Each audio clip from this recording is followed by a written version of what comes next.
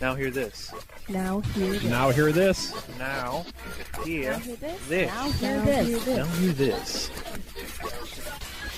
You are now listening to Now Hear This on 90.3 WRST FM Oshkosh.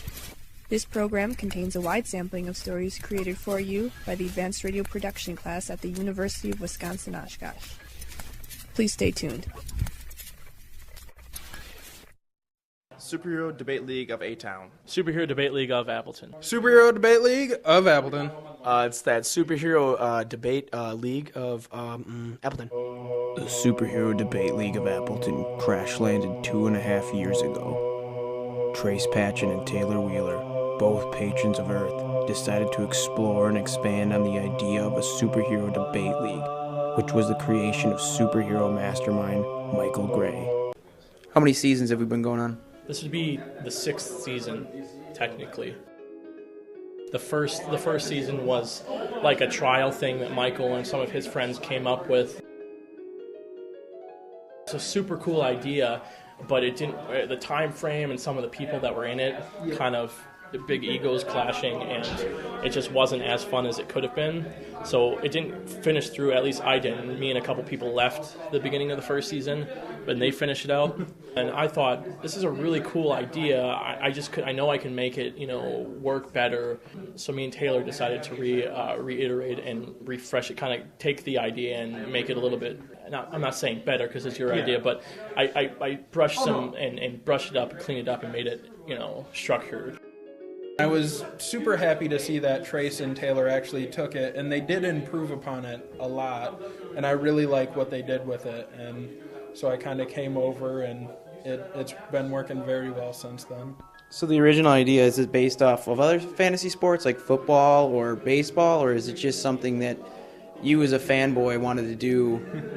So originally, the reason I came up with the idea, I would always go, and I hate sports except for rugby and wrestling, so I would be sitting in where I worked at the time, Walmart break room, and everyone would be talking about their fantasy football team, their fantasy baseball team, and I was like, it kind of irked me how annoying it was, and I had a few people around me who really enjoyed comic books. I got a couple of them into comic books, so I was like, why don't we try and make something like Todd? Why don't we try and make something to actually appeal to me and my fellow nerdy fanboy friends? We kind of came up with the format over a couple weeks, and it just kind of took off from there. The draft consists of super fanboy friends that pick superheroes one at a time. An extensive list of magnificent beings from comic books, video games, and television shows dwells on a rectangular glass table. The Alpha declares the draft open. Are you guys ready? We just have Ben. No, here's the question. Are you ready? You draft once. Everybody has to draft one character from each category before the wild cards go, and prep characters are going to be at the end. The high spirits and ample amount of comic book humor from the participants helps keep the draft moving forward. Wow. Oh my god. Well, I'm just going to throw a wrench. I'm going to throw a wrench in everybody's gears right away. Squirrel Girl. Nope. Yeah, the witch. I'm going to be picking up Martian Manhunter. I'm going to take Cassandra Nova and Omega. Ooh. Ben picks Cassandra Nova and Omega. You didn't understand what Nova meant? It's that one galactic force that gets annihilated constantly. It's for good. Taylor. There's always one guy. No, that's right. There's always one guy. The lanterns get annihilated constantly. They get annihilated for good. One rebuilds, the other one doesn't. Wait. The Green Lanterns are only allowed one during the League of Superheroes. They messed up real bad. They always get blown to smithereens, and they're like, no, it's alright. We're going to get a bunch of aliens that look exactly like the previous characters like Sodom Yacht. Yeah, exactly. Who repower the entire battery by themselves. This is Tomari. I don't see a problem with that. Alright. I'm going to pick up Harry Dresden and Divine. Yeah! Harry Blackfield Copperstone Dresden. What? That's his full name. Yes. Alright, so Josh picked up Harry Dunn from Dumb and Dumber. The marvelous banter of extraordinary names peppers the hot, air-filled room. The draft drifts on weightless through the night and comes to a halt with the final name. Alright, Josh. Peter Parker. Oh, he was actually on my Marvel list too. Josh picked Spider-Man. Glaring eyes stare relentlessly at top-notch superhero names, investigating their rosters to see if they truly are divine.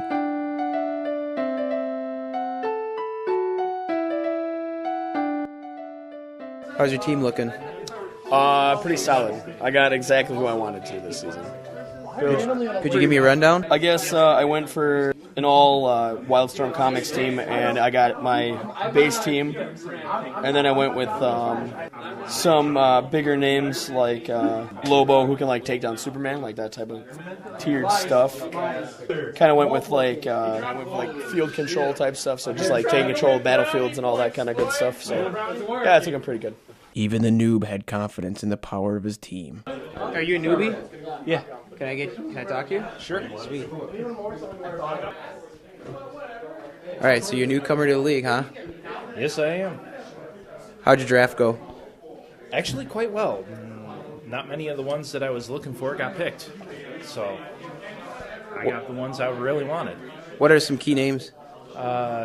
There is Harry Dresden in the Divine category. There is also Karma. She's a mutant from the Marvel Universe. And there was also... Who was it? The other big one that I really wanted was Liara Tassoni from Mass Effect as a prep character. With her, I can know anything. Excellent. Who's probably your sleeper pick on your team? Honestly, I think a lot of people are going to underestimate the Mass Effect characters that I picked up and the Ichigo Kurosaki as well. They mostly deal with comic book characters as opposed to video game characters. So, how do you think the season's going to go? It's really anyone's game. The terminology surrounding this league is far from elementary. The creators briefed me on the technicalities of the draft and all the pieces that makes up superhero debate. How long did the draft take? Is that about 2.5, maybe? Was that 2.5 hours? Yeah. It just goes so fast, I really don't know. It just really depends on when we actually started. Yeah, it was kind of there's a lot of messing around in the beginning, but even for how many characters we had drafting, it went pretty decently, I think, especially how unfocused most of these people that I deal with on a daily basis are. It went pretty well. So yeah, pretty smooth. A lot slower than the second. Yeah, getting into the groove of it, and then once everybody kind of figured it out. But don't worry, because most of these people will drop these characters tonight. Todd probably will, and James is notorious for doing that stuff.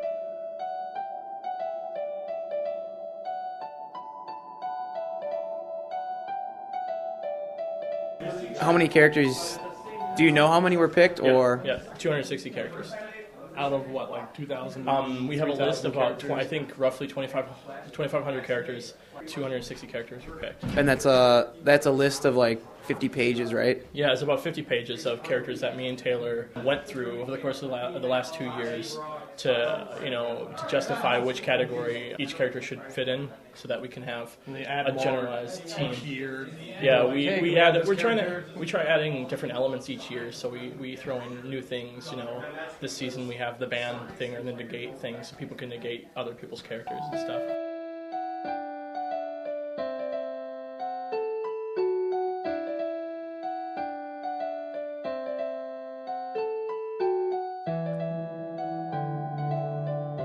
Throughout the draft, I heard different subcategories. Could you go through each one? Yeah. So as a template for your drafting, for the team that you draft, you would have the total 20 characters. You'd pick 2 human characters, which would be base level characters, similar to like Batman and Captain America.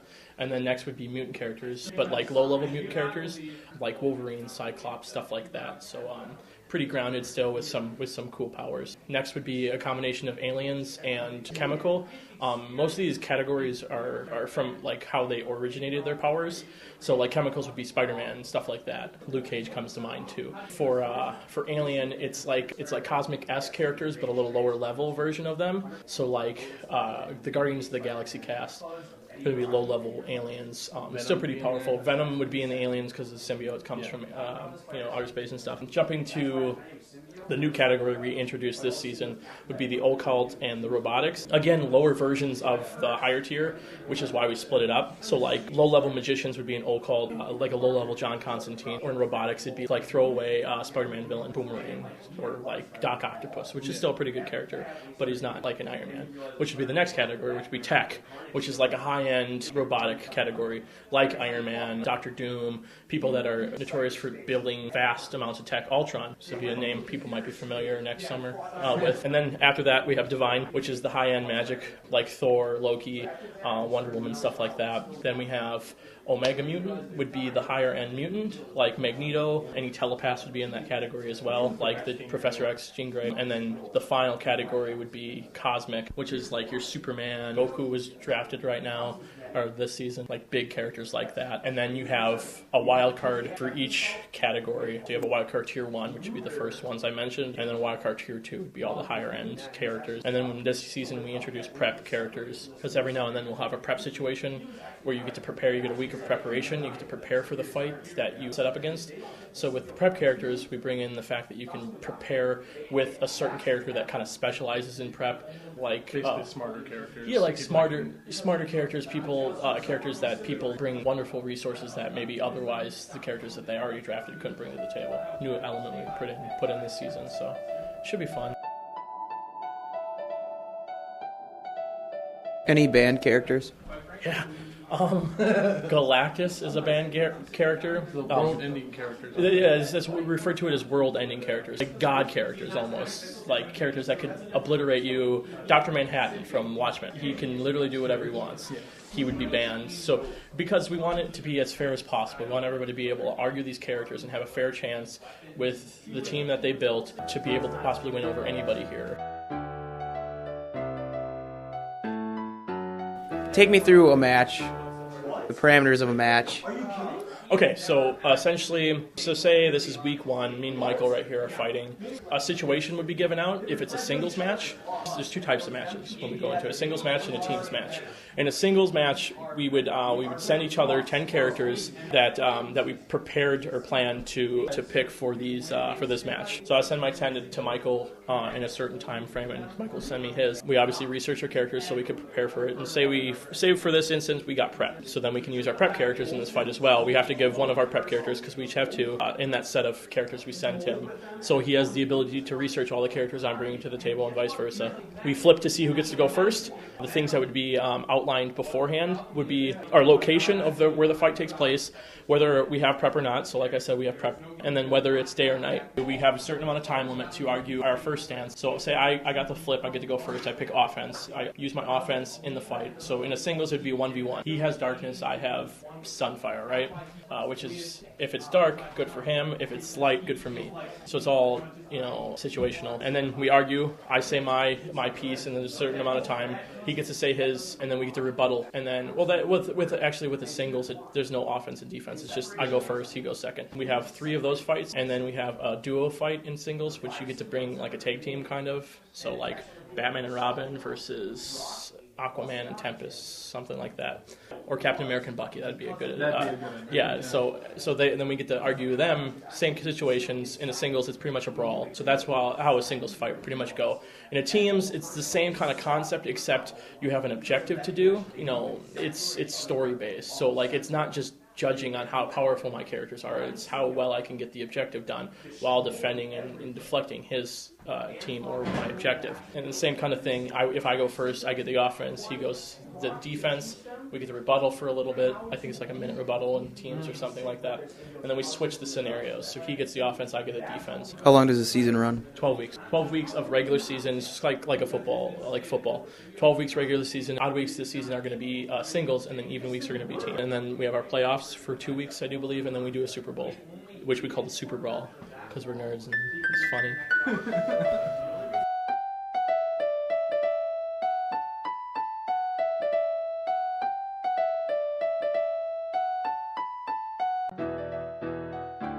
So, how does one decide the outcome of one of these matches?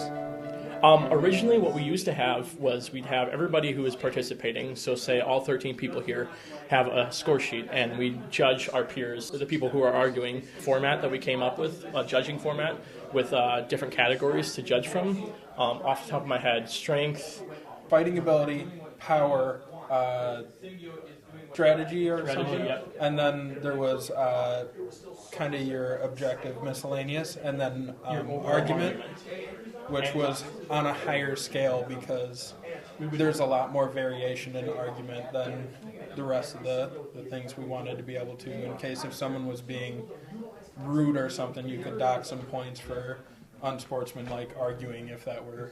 Yeah, as it were. Like a code of, we have a kind of a code of conduct almost, if how we structure this and how everybody kind of votes and stuff. That was the old way. It kind of got out of hand because there was some bias sheets happening, and we decided for this season that we're only going to have 3 people judging, and that's exclusively what they're going to do. They're just going to be the judges. So it's actually going to be me, Damon, and Cody doing the judging, and that way it kind of opens up. Everybody else doesn't have to worry about scoring, you know what I mean? They can focus solely on their fight, and they can leave right away, which is a big thing last season, or in any of the previous seasons, that people weren't able to leave. They had to stay there all night, and it kind of got, antsy. People got kind of like agitated a little bit. Started to fidget around a little bit in matches and stuff. And maybe some of the final matches weren't scored as properly as they should have been. I think with 3 people that are dedicated specifically to the scoring process, it's going to be a whole new ballpark or a whole new ball game here, and we'd be able to bring in people like the people that we had Skyping in that aren't in the area, that aren't able to actually physically come here. So yeah, now we can get more people in that weren't able to. Before my very eyes, a battle broke out. Well, Carnage didn't do just basic, though. Carnage was able to do things that were ridiculously over the top. Yes. And that's what I'm talking about. When it comes down to it, if Flash Thompson is put into the position that he's up against an Eddie Brock with a Venom symbiote on him. Yeah. Okay, Venom symbiote versus Venom symbiote is going to come out the same way that it was Flash Thompson Venom symbiote versus Carnage symbiote. Okay? Flash Thompson is going to pull every single stop. The only difference in those fights, is you had when it was Flash Thompson versus Cletus Cassidy, they both lost their symbiotes and they ended up like stabbing each other without their symbiote. And then in the end, Carnage ran away. When you have it was because the Venom symbiote decided, hey, you know what? I got to get back to him. Why? Because I like this guy. Whereas the Carnage symbiote's like, what can I kill around here? No. The Carnage symbiote grabbed all of the other symbiotes in the area and made a super Carnage. And tried to get to him. He still left. He bailed. Yeah, he left because he realized he was going to lose. Because when it comes... Carnage bailed to go kill more people. What it comes down to... It's at the end of Carnage USA. That's not the one I'm talking about. I believe I'm talking about the one on the micro. Oh, the microverse? But anyways, I forgot all that in. He basically, their symbiotes get split up from them, Yeah. different sides of the map. Carnage symbiote starts looking for things to kill that it can get the blood and become bigger. Yep. And then Venom symbiote's like, one-track mind. If something's in my way, I will kill it to get to Flash. Right. And the reason why is because the symbiote, just like in this situation, the symbiote wants that symbiosis. Yeah. Okay. Eddie Brock does not have a complete symbiosis with the symbiote. Yes, he does. Thompson does. It's the same situation I just said in separation anxiety. It's the same exact situation. That's not the same thing. It is the same thing. No, it's not. Are they not split up? No, it's not the same. And the reason why is because what you're talking about is actually considered Stockholm Syndrome. It's the idea that one takes the back seat to the one that's clearly they in both charge. knew where each other were. That's the thing. Yeah. They both knew where each other were, and they went towards each other. It's the same idea. What it comes down to, and did in this symbiote tried to get to it? The symbiote had the same idea. The same idea. It wanted to get to Brock, and it wanted to get to Flash. The It's the reason same why thing. Brock would lose is because what it comes down to is both of them can go crazed, both of them can go rage. At that point, it comes down to what is the symbiote able to do. Both of them would be equal if they went rage. Flash Thompson will take a step back, realize this is going nowhere, and then his tactics are what's going to win the day. It's been shown time after time in comics, in argument style, everywhere. You look at it, tactics win over savage. Here's the bad part. Flash is great. He's a tactical guy, but he's not the type of guy to make a split-second decision. Never the guy to make a split-second decision. When Toxin went after the freaks that entered the school, you know what Flash did? He took to the vents, bailed, and came around the side. You want to do that, that's fine. But if you're attacking symbiote style, going one-on-one, hitting each other, you take a step back from that, he's going to take one step back and go, oh, this isn't working. And here comes Brock. Brock's going to rip his head off. Like, that's going to be the end of it. He dodges. Why? Because he's Flash Thompson. He's not just the type to just go, oh, I'm going to back up now. No. What happens is he takes a step back. Next thing you know, he goes smaller. He dodges the first punch. He gets away for a second so that he can think of what he's going to do. And then guess what? He's coming in. He's flanking you. He's taking you out. And that's why he would win. Because in the end, savagery does not win over tactics. No, but strength does. And you want to take a step back and try to dodge or anything like that? Brock is going to come. Brock's not going to stop. There's no way he's going to stop and take a pause or take a breath because he doesn't need to. He's literally just going to run up on you. You dodge one time. Because of the complete control he has over that, Brock is going to be able to use a tendril, grab you and do whatever he needs to do, rip you apart, use a claw that comes out his side or whatever. You're going to try to shoot him with guns or anything like that because that's what Flash Thompson does, and it's not going to happen. You're going to shoot bullets, it's going to absorb, and then get spit right back out again. It's the same thing that Darkhawk tried to do. Darkhawk failed miserably. He got caught up in webs and dropped. Like, Brock is superior in every possible way because of his oneness with the symbiote. Wrong again. Why would Flash Thompson use his guns on the symbiote he knows for a fact caught every bullet shot at him? What else does he have? That's what he does. Okay, but except for you're looking at it like that, he also knew for a fact in his first issue he was going against people with anti-metal. Yeah. Okay, Antarctic vibranium. Basically, anything that shot at him should theoretically, any metal on him, his guns, his bullets, should melt just by touching that. Yeah. And he went against that, and he knew that the bullets got caught midair by the tendrils. No, he's going to think of other ways to take him out. And he knows the weaknesses of the suit, which, unfortunately, whether it's Eddie Brock at his prime versus Flash Thompson at his prime, that symbiote is elder and has learned to fit more. If we're putting them both in There the is same only symbiote, one thing that could discontinue this barrage of comic book it still sparring. comes down to who's going to win. You gotta move your car. I will. So I'm gonna say, let's bring it. All right, make it an actual fight for the end season, and we'll see what happens. The battle had ceased. Members of the SDLA explain the force that draws this clan together. The SDLA, it's just a really good group to be around, really good group of guys. Studying, getting to know characters, and getting to know the people that you're arguing, I think is probably just the best part of the whole experience. As far as it goes, even through all the work I do, all the work that Trace does with the papers and that, it really is the people that keep me coming back, because every year we both get overwhelmed with work at the end of it, picking out everything and that. But knowing that what we're doing is bringing people together, making new friends, everything like that, along with doing something with characters and things that we love, we've grown up with over the years. It's a great process to go through, and no matter how hard the work is, I do love it every day. Pretty much saying what they said. It's nice getting together with all these people, just dudes that really love comics, love debating, and you know competition, and we come together, and it's really cool. What sets this league apart? What this group of guys and this league? What is it? What makes it so special? Well, I think it's just the bond.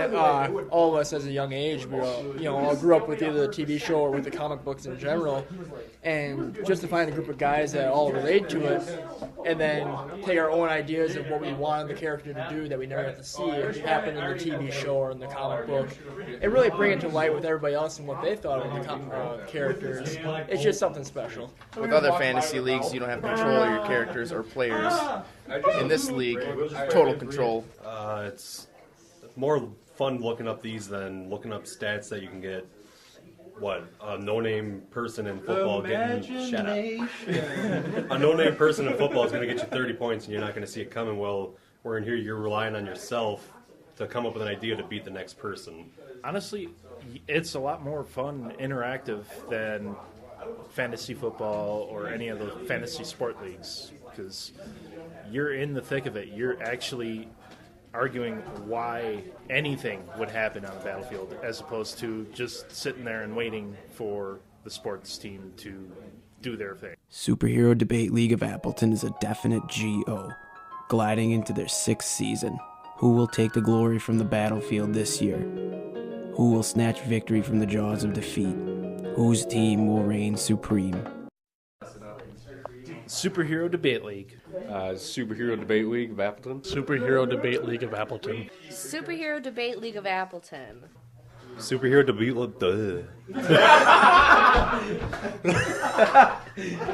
Redo. Superhero Debate SDLA. Thank you for tuning in to Now Hear This on 90.3 WRST FM. We now return to your regular scheduled programming.